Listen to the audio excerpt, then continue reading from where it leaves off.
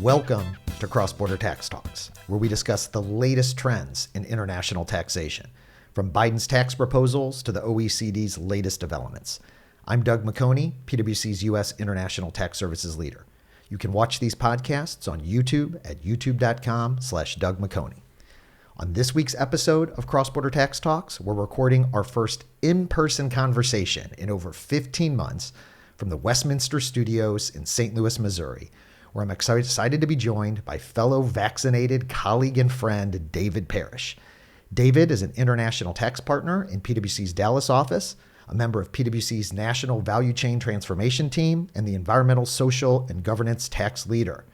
David, welcome to the podcast. Thanks, Doug. I'm so flattered for the invitation to do this in person. It was so invigorating to get on a plane, and strangely enough, that just felt like a tie to normalcy. So thanks for the opportunity. Glad to be here. Well, it's really exciting to be talking to somebody in person, not in front of a Zoom screen for one of these. And so I'm very excited. And I also, David, want to welcome you back to St. Louis. You grew up in Belleville, Illinois, part of what we refer to as the Metro East of St. Louis. And so for those who are outside of St. Louis, that counts as St. Louis. So I wanted to ask you, before we kicked into this ESG stuff, what is your favorite St. Louis food that you can't find in Texas that you miss? Because we like to eat some weird stuff around here. Right. That's a tough one, and especially so close to lunch, because now I'm going to be focused on it. It's got to be the St. Louis style thin crust pizza, because it's so special to the area. It really is, and particularly to the Hill, right? So we have this Italian area in St. Louis. My understanding is the largest Little Italy outside of New York, and really has remained untouched for generations. And they're particularly known for the thin crust pizza. Right. And what makes it distinct is the type of cheese. So it's this cracker crust pizza with cheese called Provel, which I've heard some of our friends and colleagues refer to it as the cheese whiz of cheese for pizza. They don't understand. Which is not a fair characterization for those that are from St. Louis. And we also, of course, have toasted ravioli. We deep fry our raviolis here, and some other unique things. Frozen custard. That's right. Gooey butter cake, Exactly. to name a few. Not necessarily the healthiest choices, but delicious nonetheless. That's right. So let's move into ESG. Let's start at the top here with what is ESG. We're hearing a lot about this. We're seeing a lot of themes within, Biden proposal announcement or Biden policy proposals that he's recently announced. We're seeing a lot of things, and even from PwC's perspective, various commitments that we've made from both an environmental and a social perspective. So this is something that we're hearing, particularly outside of tax, and we're going to get into some of the tax elements. But what's going on with ESG, and help us understand what these three letters that are kicked around so much really mean? It's a great question, and it's a great place to start. It's probably easier asked than answered in a easy, direct fashion. But ESG, the acronym, is environmental, social, and governance, of course, and we can break down what those mean. But ESG has become a groundswell, right? And it's really refers to an umbrella that covers a company's views and policies and position in society for their broader stakeholders, right? In each of those three areas, and additional areas as well, right? When we really think about sustainability is in combination with the traditional environmental, social, and governance. And what is it? Why is this so important to companies? And so, because we've been hearing about it, and it's, again, this broad umbrella, and we're going to kind of dive into some of these different elements. But why is this? Why are we seeing a lot of this? Why is this important to companies? Right. So again, it's another, and investors, I guess. Right. It's another really broad question. So I think to answer that, I think of ESG as it's not a place, right? Like oftentimes when you first hear it, when I first started learning about it and noticing it, you hear this ESG and you say, oh, well, that's a thing or a place. It's a right answer. It's where a company, what they must do. And I don't think that's the right way to think about it. I think about it as a spectrum, right? So when we say, why does this matter to companies or our clients? It could be a number of reasons, right? It depends on the company, and it depends on what their impact that they want to have in society at large, right, or to their broader stakeholders. And some of those drivers, Doug, are for strategic values that company may have that it wants to, hold itself to, and in part also on its neighborhood. Others, it may be a access to the capital markets or to capital from potential investors who value the ESG principles when they make their investment or capital decisions. The other element, frankly, is its sustainability, right? Companies in 2021, I mentioned the neighborhood before. There's two ways to think about this. You have your own house, right? Any homeowner does, and you care for it in a certain way, and you want to make sure it's sustainable and there for you and your family in the future. It's the same thing with your neighborhood that you live in, and these companies recognize that what your impact in your neighborhood, it affects the sustainability of the neighborhood as a whole, but also your own well-being. So these principles around environmental and social and governance, there's broad recognition that companies have a role in that for their own benefit, but also for broader stakeholders as well. And that's one of the main drivers of why it has become such an important topic of the day. Yeah, I like that. And it's the communities that are the companies and even the investors, so not necessarily just big public or even private companies. It's the communities that they live in. It's society at a large that has really driven, I think, a lot of these behaviors and why this has really come to the forefront.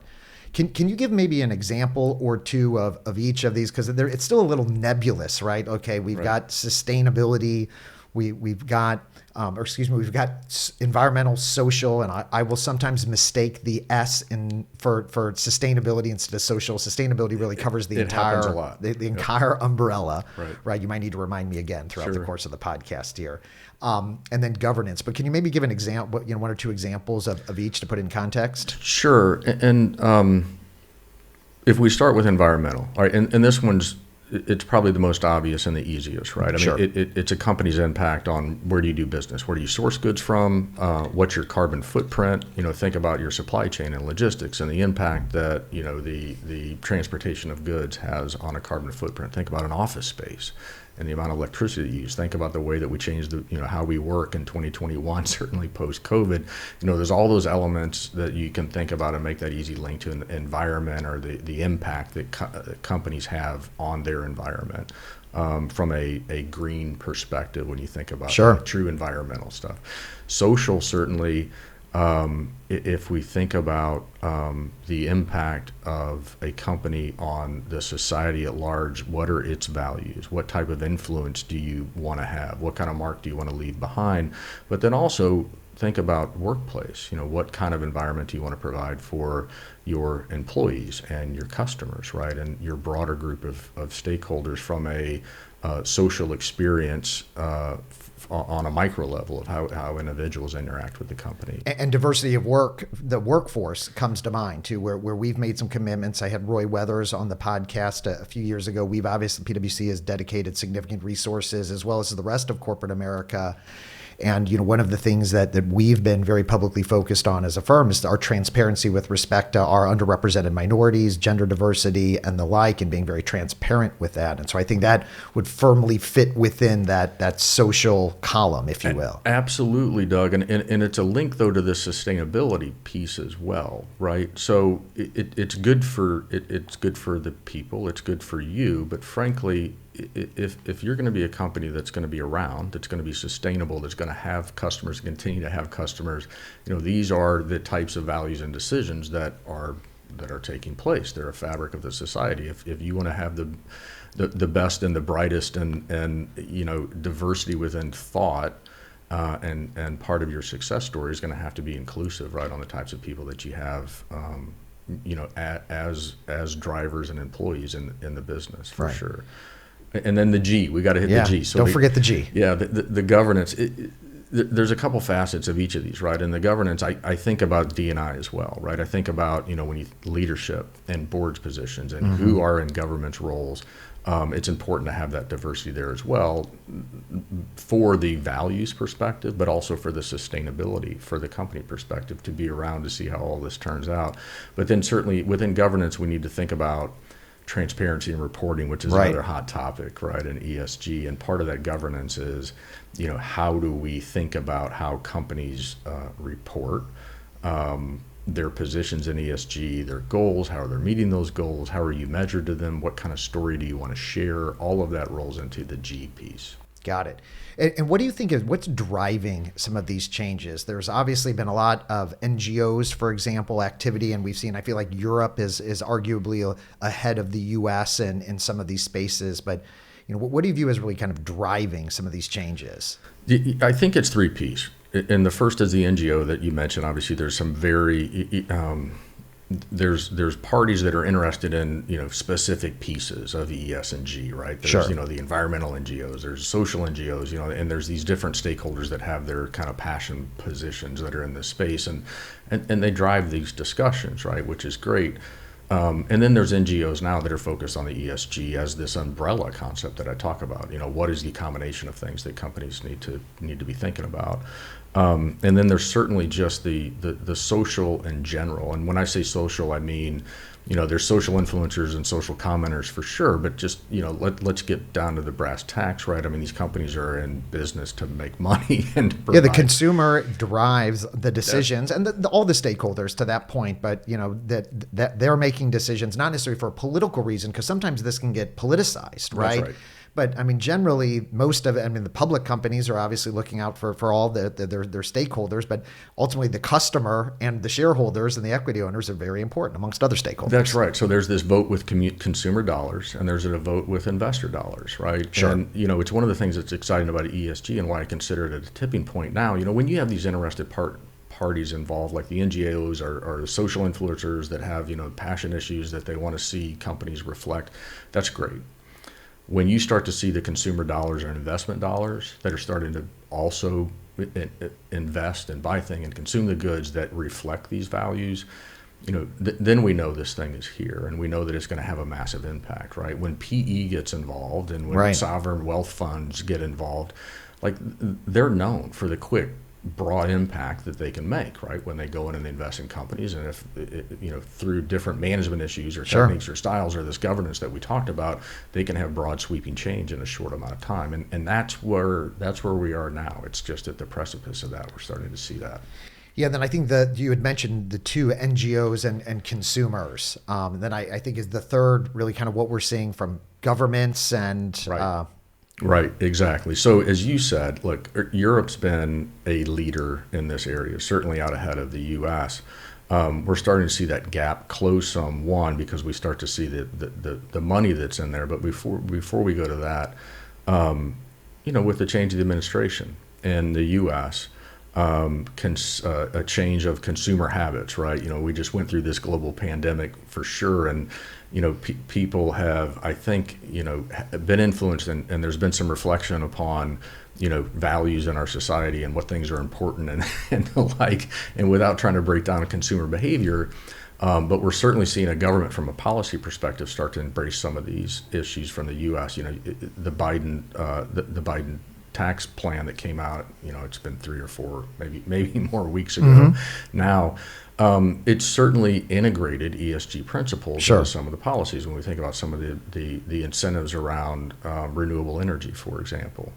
Yeah, and I think we'll continue to see, both from a U.S. perspective and globally, more consistency on reporting. We've seen a number of companies and, both public and private that have taken different approaches to transparency, including our organization. And I assume that we'll start to see more standards, from a regulatory and governmental perspective. There's 2 points, and it's a great point. And this is something that's coming right to our doorstep, and it's something that we should all think about and how we're going to position ourselves in it. So there's some standards that are out there now, right? There's UN standards, there's GRI standards, and different companies have signed up for different pieces. And right now they report, and there's some transparency, and they kind of report on their story.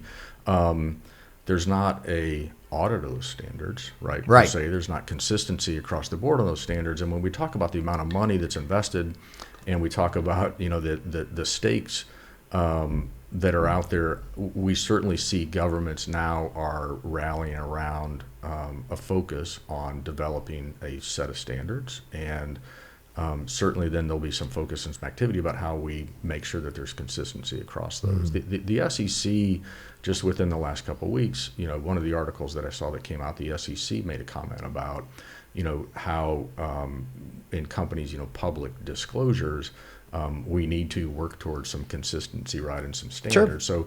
So, I don't know how to read into that too much, but I would expect that to be an instance or at least a indicia of some proposed rulemaking potentially to come in that area. Yeah, you had mentioned the consumers, right, as obviously one of the big drivers for the reason that companies will adopt and make some of these changes. There's a tremendous amount of capital sloshing around out there because investors, right, have recognized that this is a massive opportunity and for investment. So how does this kind of impact the allocation of capital and the greater capital markets? Because we're seeing real changes and real behaviors here. It's always great to, I like to put a statistic out there, right? And it shows the magnitude. And then we can talk about, the whys or the what fors. And you can go do research and you see different numbers that come up. But, one of the ones that people seem to coalesce around is as much as a third of invested capital in the U.S. is invested in companies or funds, managed funds, right, that have investments in companies with ESG principles, right, or pledges. That's $17 trillion in the U.S. alone, right? If it really is a third. So I don't know, Doug, if it's 13 trillion or 17 trillion or 22 trillion. And I don't, from where I sit, those are all pretty much the same number. Right. Yeah. Right. But there's an amazing amount of capital that's out there. And that capital is looking for ESG investments. And that can be anywhere along the spectrum. Maybe it's companies that have a net zero pledge like we do, right, at PwC. Maybe it's companies that have commitments on diversity, inclusion, on board makeup, right? It could be all sorts of things. But the point is, there's not many companies that are out there, public or private, that aren't interested in access to capital markets, right? Of course. And that's a big amount of dollars chasing investments. And then the other is the lenders, right? They're part of this as well. The lenders get the sustainability or the sustainability that can result from, proper ESG principles and execution of them. It's shown that it lends to or tends to lend to the sustainability and longevity of customers, their borrowers, right? That's a good bet if you're a lender, right? It's sustainability. So they're looking for ESG principles as well, oftentimes when they are making their lending decisions. Right.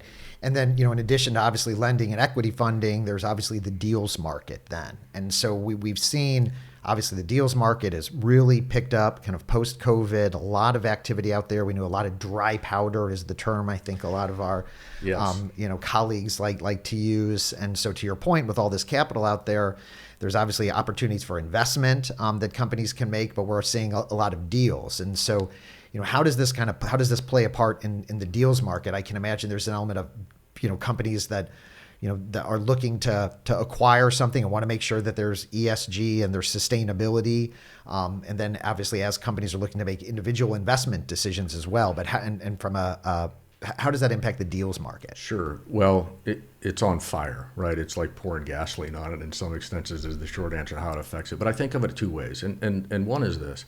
There's legislation currently that exists and has for over a decade in the U.S. around carbon credits, and especially you think about the renewable energy space, and that has fostered deals over time, and it's getting hotter and hotter and hotter. But these credits, it's not like the foreign tax credits, and I'm surprised how long we got into this conversation without getting tax nerdy at all. But it's not like the foreign tax credits that you and I are used to dealing with throughout our careers, where your credits or your attribute is based on your activity. Yeah, they are not fungible or tradable. Right. Exactly right.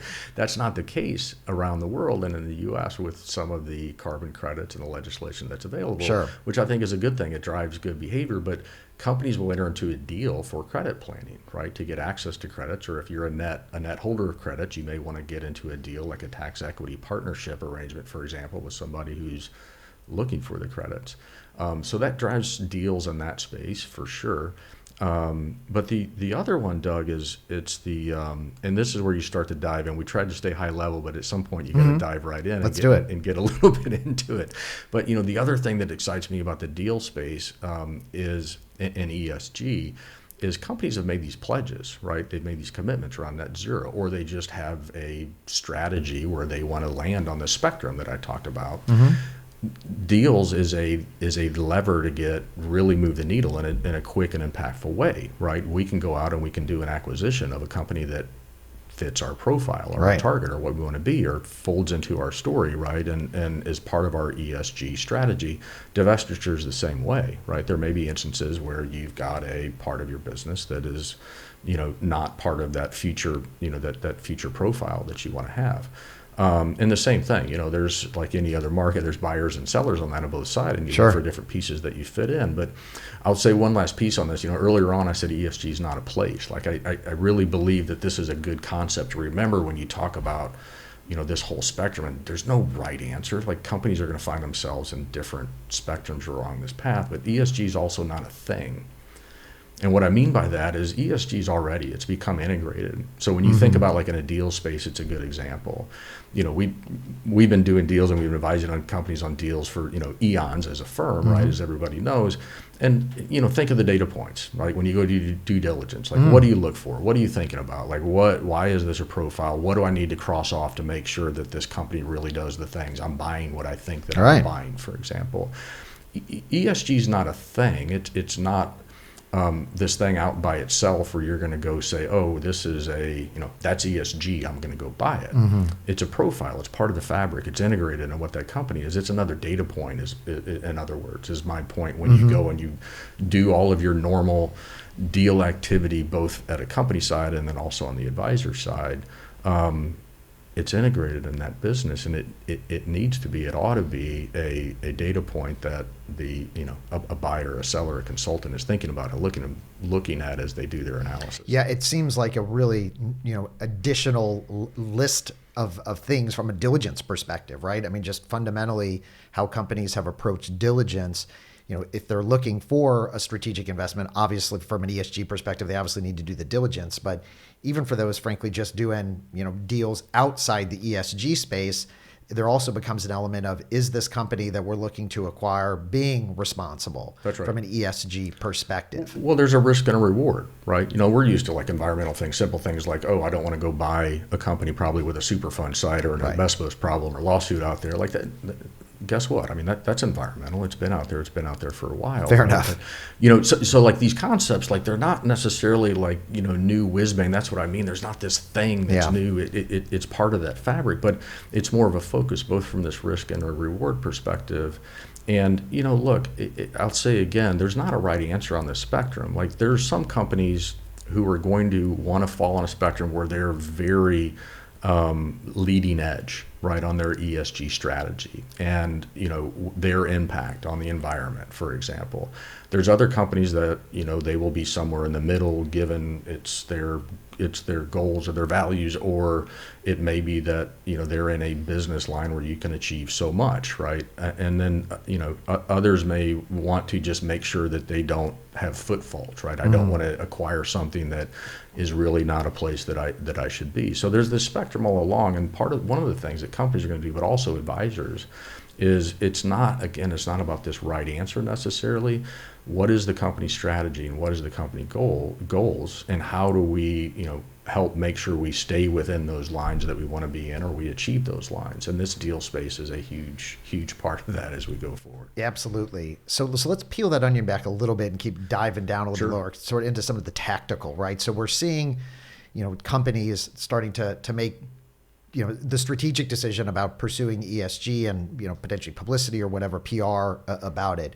But how does it actually infiltrate a company's value chain?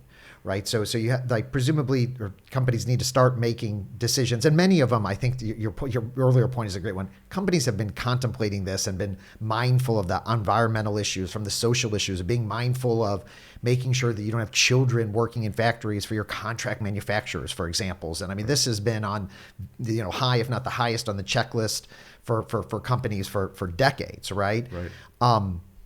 But that it infiltrates all aspects of a supply chain, and we'll remind the audience we still have two tax lawyers talking about ESG, right. And so why is this important from a value chain perspective, and ultimately how it drives a company's tax footprint, and how do those start to overlap? Right. I will. I have to make this analogy too to go into this. It's a great way to. I think of us. It's NASA. right? And everybody's going to say, NASA, what is this crazy guy talking about, right?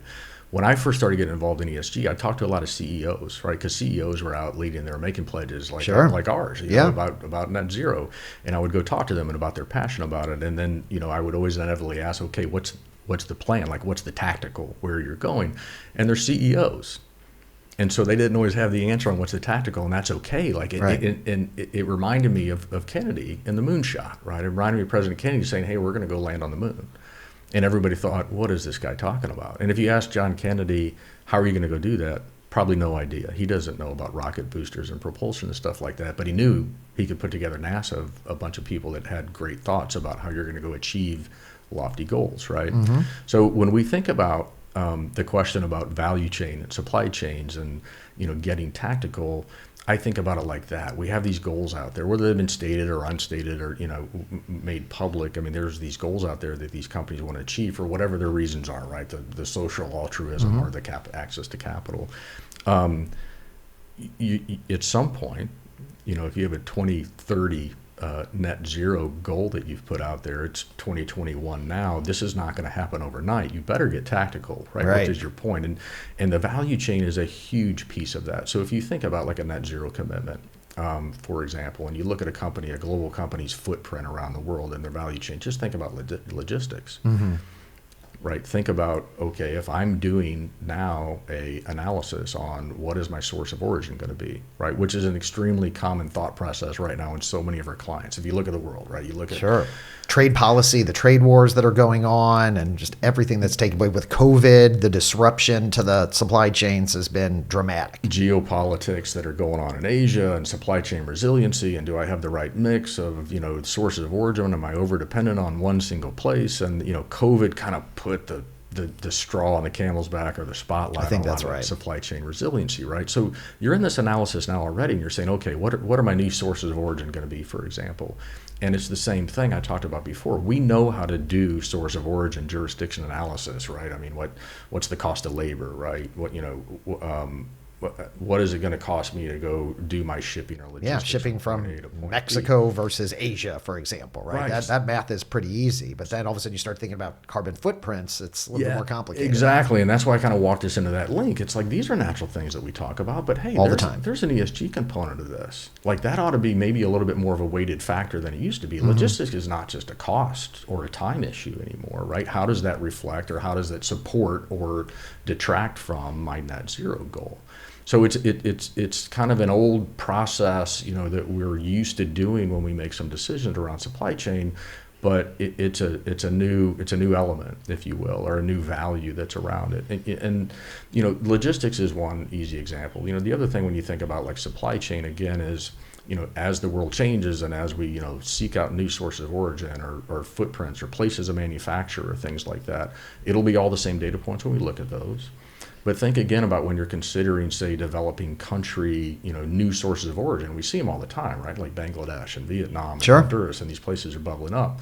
Well, how does that fit into the ESG story? It's got to be one of the questions you ask, right? Is there a stable water source? Is it delicate? Can it, you know, is it a good thing to introduce, you know, a new manufacturing process or facility in a specific area, or is it a bad thing, right? Is there a you know, part of a country or an economy that is going to be helpful or a detractor, and that can be part of your ESG story. Mm-hmm. And then, you know, all of those things, those are just examples, and we could spend a lot of time going through specific examples. But I think the important thing to point out from a tax perspective, and a lot of people often, you know, yes, I get ESG. Yes, that makes sense. You know, what's the tie to tax? Like, mm-hmm. why should we care so much for tax? Tax can be the pay for. Yeah. You know, a lot of these ESG programs, they're costly, right? And that's okay, right? But they can also be cost neutral if you layer in tax. Tax can even be a pay for, right, for other areas. So for example, you know, once you open the hood on that supply chain, you know, we have all of our traditional planning tools around, you know, trade flows, like who is going to be the buyer and who's going to be the seller. Where does margin land along the value chain? And you get to make decisions as a tax planner, as you know. Right. And typically as part of that process, where should people be located? Where do we need to have these significant people functions, these DEMPI functions that we like to refer to? And anytime you're opening up the hood and having those conversations and get to have the tax people having a conversation with the business people, there becomes opportunities, right, to be able to do it tax efficiently. And to try to manage that overall tax burden. That's exactly right. So if you look at that whole value chain, think about where you either manufacture goods yourself or you contract manufacture goods, which is typical, right? So you've sourced out of some part of the world, and maybe that part of the world has unsavory employment reputation, right? Maybe it's child labor, maybe it's working conditions. Those were factors that companies looked at before. Absolutely. But now it's, that's part of the scorecard. Right, that I need to make sure that I'm considering of, and it may be that companies start to decide, not maybe, it is, right? I'll just to be clear, yeah. Companies are now making decisions based upon that. Like, look, this does not reflect our values. It's not part of our values. We have to find a better way. Look, we're a business in a capital society, and we're trying to make a return for investors. So we can't just say, okay, we're going to go, to the cost doesn't matter. We can go manufacture anywhere. I think where we come in as tax advisors is to help that balance. Look, we don't have to get the lowest cost labor in the world. Maybe if we have a smart plan that layers in the logistics as well as the cost of labor, it may make a lot more sense to have something in hemisphere, for example, Sure. to wherever the market is.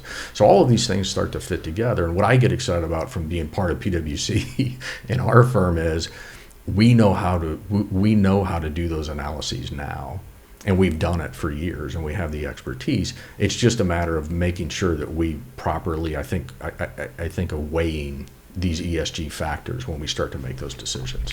Yeah, so in addition to the supply chain, the other big opportunity, I think, from a tax planning and tax footprint perspective is that a lot of the investments that companies are making and the initiatives that they have feels like and as we talked about access to capital markets, the impact on consumers, this starts to sound a lot like intellectual property that companies are developing, even internally, or looking to acquire if the company's got particular expertise. Right.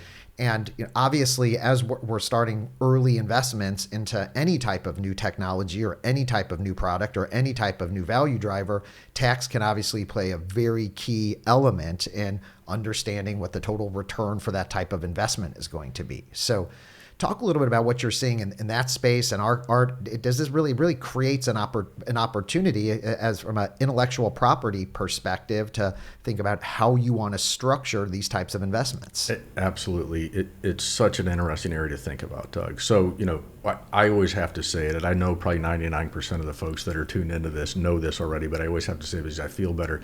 Intellectual property, when we think about it from a tax perspective, it's really about influences and behaviors, right? It's not so much, it is, but it's not just about, old IP patents, trademarks, that kind of, right. Trademarks. All that stuff is there for sure. But, when we think about it from a tax perspective, what really gets me excited about intellectual property are those things that lead directly to consumer behavior. What makes your customer buy from you instead of somebody else? It can be marketing intangibles and know-how, and there's all kinds of things that go into that, how you position something on a shelf, Sure. all of these things. Intellectual. And again, we've dealt with planning around this for years and years and years. And it's bigger than, like, when you think about IP and what its value is and what its value is in a tax chain, i.e., how do governments tax intellectual property, right? It's not about the $10 investment that was made to go, or $10 million investment that was made to go design something, right? It's probably, well, it's not probably, it is that future revenue stream, right, of consumers. And it's really about this consumer behavior concept. So with all of that kind of, IP 101 out of the way, what's exciting about this ESG as an intellectual or as an intangible, it is about that consumer behavior, right? The stats are out there and the studies show and the performances out there. Consumers buy based upon how they view companies' position under this umbrella of ESG principles, right? Are they a good steward of the environment? And, do they reflect the social values that I reflect, that I want to see in a company? What does that board makeup look like? Consumers are making buy decisions based on this, and that leads to profit, and allocation of profit obviously is a key part of our jobs as tax advisors, internal and external. So when you go and you make these, investment decisions, these strategic decisions, the sustainability officer build out of functions, it's all of our standard tools that we think about as tax planners of where should they be, where could they be, where do these functions, assets, and risks take place, because that drawing the consumer behavior and the stickiness to consumers is all part of that value chain that we look at like any other form of intellectual property. Yeah, it'll be interesting because we've seen some of the Biden and Democrat proposals from a tax perspective, potentially changing or even repealing the foreign-derived intangible income. And there's been some discussions about moving the FDII regime closer to a patent box regime, which presumably this type of IP may not qualify for. So it's going to be very interesting because I think this should be a part of that conversation of trying to encourage that type of investment in the U.S., creating those incentives that they had for FDII to keep those intangibles in the U.S. I think that'll be interesting to see how this plays out, particularly with FDII, and as we think of more patent boxes and can understand kind of where some of the key policy decisions and struggles will be. I think it'll be fascinating to watch, and at a global level, Doug, I think, and I hope where we head here in the U.S., but certainly is to have a policy that reflects like an integrated value approach. Like to your point, it's not about just a patentable product, right? Which is historically how these things were written. But because I don't imagine, there'll be many instances where there's this, identifiable thing as we discussed. Right. This is the ESG and this is the ESG royalty, and therefore it should qualify for, my royalty incentive to attract, developing these sorts of things. I would imagine that a policy that is more focused on the integrated value of, a product, taxation of a product that has ESG principles embedded in it, for example. Hopefully that's where we head from a policy perspective. All of this, like we're witnessing all of this unfold in front of us right now. So we get to watch it, but we also get to influence it. Right. Yeah, in our roles, and we should all be thinking about that. Yeah, and one of the points I'm taking away too is a good reminder. A lot of this stuff has been going on for decades, right? And we talk about the elements of the supply chain that you mentioned. I mean, carbon credits have been relevant for obviously the energy sector for decades, and some of this is new packaging, but some of this is also new behavior. So I guess maybe here in closing, David, what should companies really be focused on here in the short term? And I think one of them you had already alluded to is just keeping up with the business folks, right? And just making sure that this is a struggle for all of our in-house folks, right? Keeping up with the business. I mean, that's what those tax folks do for a living. And this is just another element that I think for the reasons that you mentioned from a value chain perspective, from thinking about intellectual property, thinking about the, how that tax footprint could be impacted, all, is a very important first step. Right, for sure. I both, as tax advisors, right, at the end of the day, both internal and external, right? So for us as consultants and then for our clients, I think it's important to remember that the goal is to meet the company where the company is, right? I go back to this concept again. There's not a specific right answer or plot that's a one size fits all. Companies are going to make decisions about this, but I think as the advisor, that's the first question: is you understand your company strategy. Right. What are the commitments that were made? Is it a net zero? Is it a, social commitment? Do they have a policy paper that's been released? I go to many of our clients' websites and they've got a reported document out. Right. And we didn't hit transparency and reporting a lot on this conversation, but that's out there, and companies are releasing statements on where they are on their ESG path. And so understanding that first, right? What is the company strategy? And then how do I fit within that? How can I support that, right? As a tax planner, whether it's, getting tactical with credits and incentives, and, think about, we have a database, for example, where we can go out and we can look at whatever current green incentives are out there around the world, right? So it's getting part of that strategy and being part of it and supporting it and understanding that and the time frame. Well, David, this has been very thought-provoking discussion, a really broad topic, obviously, but I think something that really creates a lot of opportunities from a tax perspective, and also some risks. And so really important, like everything else in our business, to stay super close to the business folks and look for those opportunities and try to be proactive. So, David, want to thank you very much. It's great seeing you in person, having a live in-studio guest. It's really been a pleasure. Right. Likewise. Thank you, Doug. So, Thanks for tuning in to this week's episode of Cross Border Tax Talks. Thank you to David Parrish, PwC's ESG tax leader. I'm Doug McHoney, PwC's International Tax Services leader. Stay tuned in 2 weeks for another exciting edition of the Cross Border Tax Talks podcast.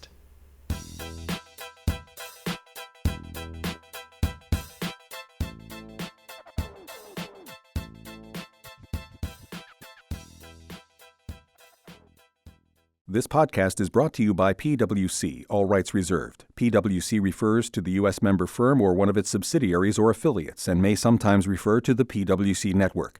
Each member firm is a separate legal entity. Please see www.pwc.com/structure for further details.